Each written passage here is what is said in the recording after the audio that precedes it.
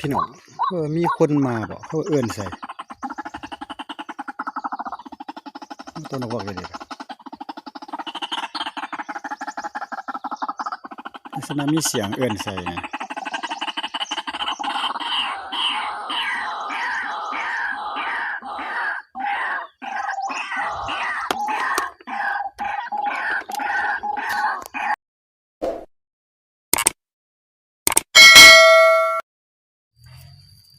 ครับทักทายสบายดีพ่อแม่พี่น้องที่เข้ามาติดตามรับเบิ่งรับชมมื้อนี้ก็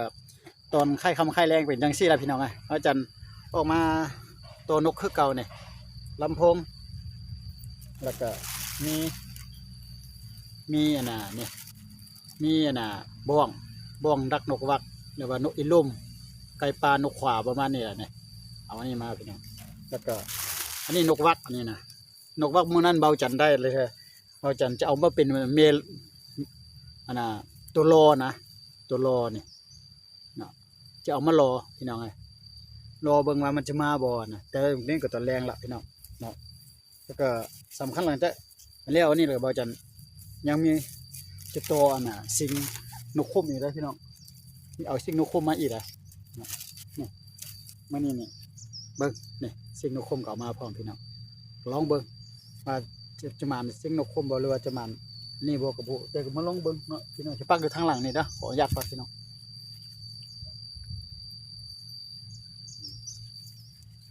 ตัวนี้ก็เป็นครั้งที่2ครั้งที่3เลยพี่น้องบ่จันบ่เคยปักได้นี่นะทับอิฐออกมานี่ยุ่งใส่กันพี่น้องโอ้โหยุ่งโหเล่ล่ะพี่น้องปักบ่เป็นเนื่องจากว่าปักบ่เป็นขออนุญาตปักก่อนพี่น้อง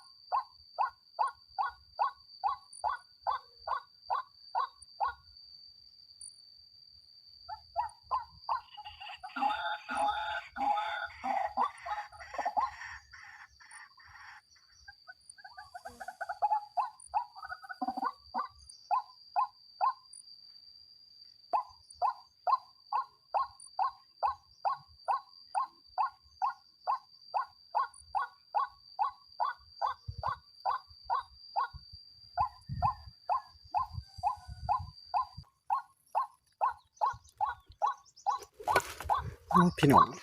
มีคนมาบ่เขาเอิ้นใส่ ตัวนกวักเลยลักษณะมีเสียงเอิ้นใส่นะ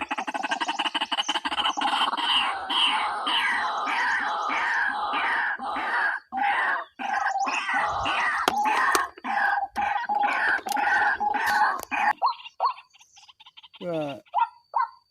มีคนมาอยู่แถวนี้บ่เอิ้นใส่นะเก็บก่อนครับเอามาดอกมีแต่แม่โตเฮานี่โตบ่อยากเก็บก่อน